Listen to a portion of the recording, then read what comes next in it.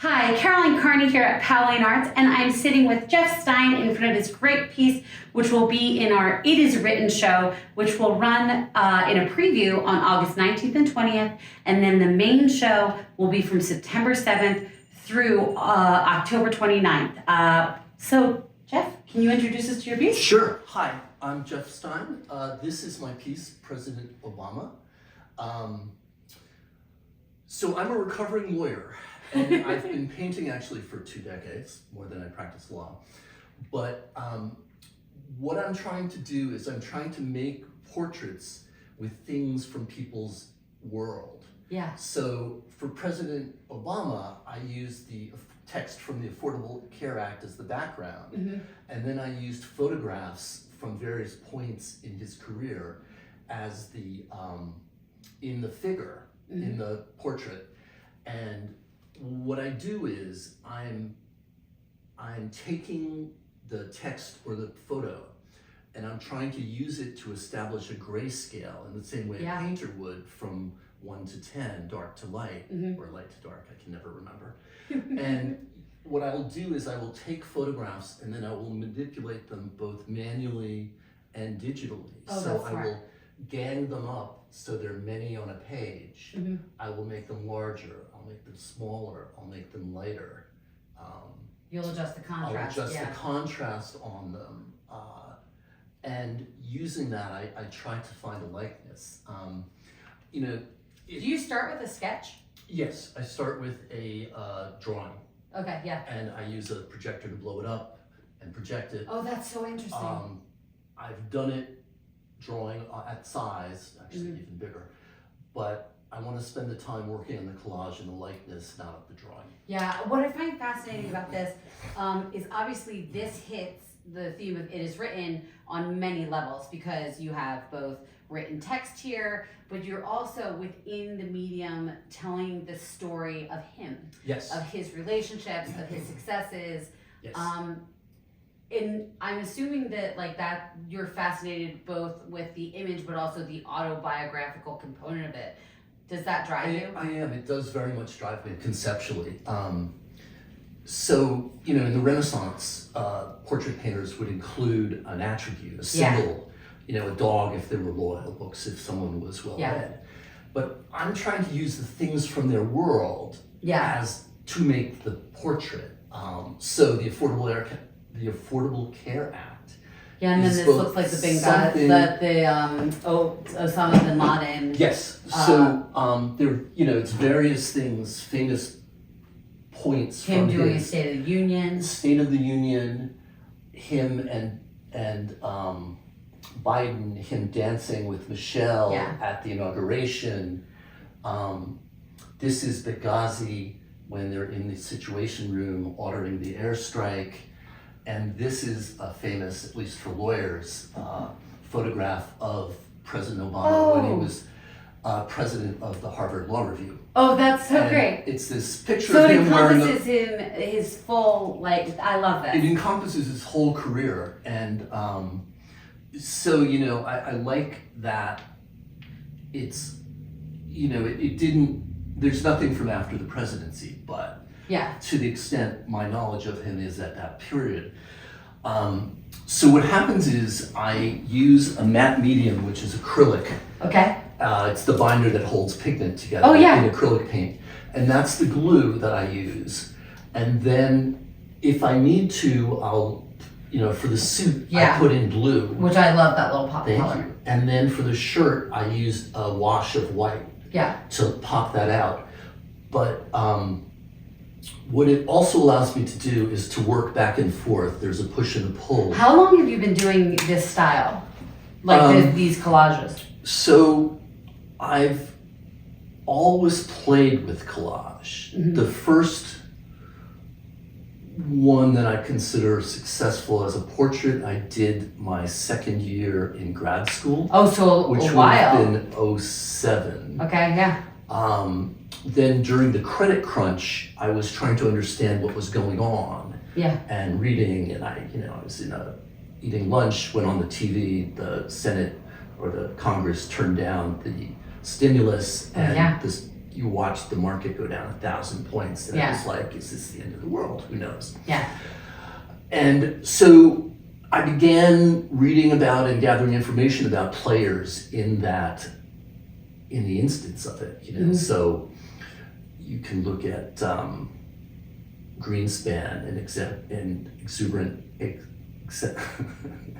and his tightening of the market, and you could see, you know, could I do his portrait using the Wall Street Journal? Oh, that's awesome. Could I use the stock market, which was having problems at this point? And out of that, I did a credit crunch series, which had Greenspan and Bernanke and Jamie Dimon and you know, and then it went on, and there was Jerome Powell with the Powell doctrine. And, you know, and then Yellen and they've been bought. A lot of them, the Fed chairman, were bought by a money manager. Yeah, that makes sense. He had it in his trading room. I love that. There's 5 of them over the desks where the traders were. Yeah, I used to work for the DTCC, which is the Depository Trust and Clearing Corporation, which clears a lot of the transactions for Wall Street. And that's exactly the kind of art they should get. Yeah, so you know, and so looking at Greenspan and, you know, thinking about his term, the irrational exuberance. Yeah. And, you know, how do you incorporate that and what does it mean? Anyway, so I did these, had a show of them, and then would occasionally do another one when the Elizabeth Warren founded the Consumer Credit with the Dodd-Frank Act to protect people. I did her portrait with the Dodd-Frank Act. Oh, that's so great. And, you know, or one would be commissioned. But what happened was I did an artist residency in 2015, and I was in London at the Slade where I went to school, and I did a Boris Johnson portrait with the giveaway papers they get at the entrance to the tube, and used the tube map for his eyes. That's so great. You know, so it was this big thing, and it was 5 by 5.5, and you know, I did it really quickly, and it looked like Trump. That's so. The Americans kept asking, why did I do Trump? That's so funny. You know? And so out of that, I used the third corporate bankruptcy Mr. Trump had to do his portrait. Oh, that's great. Then when he was elected, I did a portrait on a stop sign. Oh, yeah. And then when the Mueller report came out, I did his portrait, individual one, using the Mueller report. And there are all these redacted. I love how you're combining your life experience with what the biographical knowledge you have of them at the time. Like, that's so interesting because you're combining artifact with anecdotal.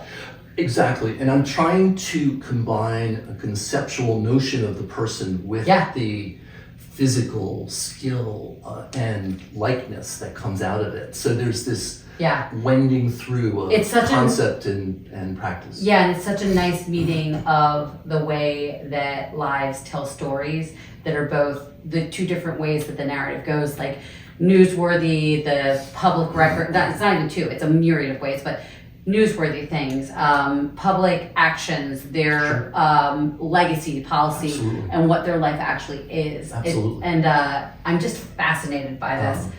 And you know, and right before Trump's inauguration, I did a Rachel Maddow using the New York Times. Oh. And it was mostly about Trump and the inauguration, and she's been a critic, you can say, I think, fairly. And so that to me was really interesting. Yeah. I did Jill Abrams, who was fired as the first woman managing editor at the Times. Yeah. In a very rude manner. I did her with the business section for the Times when she asked for the same pay as her predecessor. They just fired her. I love that. So I did that, and that was really fun. How long does it take you to do a piece like this? A long time. I would imagine. It's very detailed. So I would always say it takes a month, but it really, and that's not working every day. Yeah. But They take anywhere from 1 to 4 months. Well, and I would imagine it works in phases because you have to research them Yes. and build the body of like the collected materials. Yes. So it's not like you're going in with specifically like I'm laying out my palette. You're doing both of those things. So I wanted to use the Affordable Care Act, and I had that very early. The early day, I would start by doing the background. Mm-hmm. So that's always a couple of days. You cover a lot of real estate very quickly, so that's great. And then, actually, it's much like classical drawing. I then do the darks and the midtones and the highlights. And you build from and I build back to front. Yep. Yeah. And then I think about, do I need to glaze it with paint, or is it done?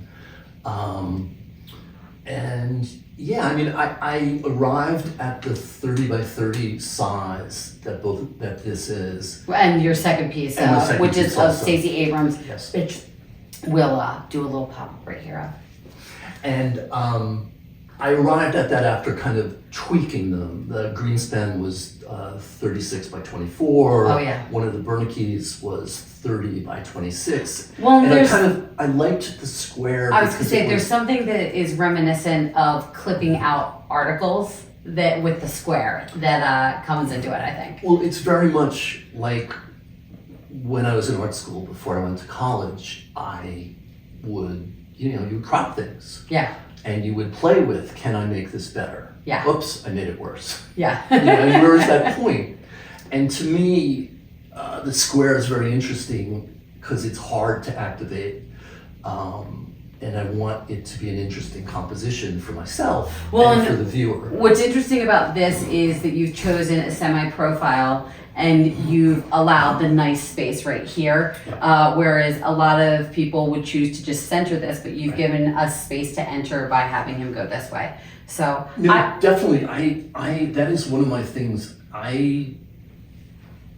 While my wife tells me symmetry is beautiful and she's always right, I have a sister like that. I prefer asymmetrical panels. I prefer asymmetrical panels as well. And the other thing is that when you're up close, you can read the text. Yeah. You can see the photo. And this is the piece you definitely have to come see. Like, you can get it from the video, but the detail and the edges are so fascinating. And then the idea that you can read both the text and take in all of the photographs. And then at the distance, it becomes tone. Yes. Which to me is, again, interesting. Yeah.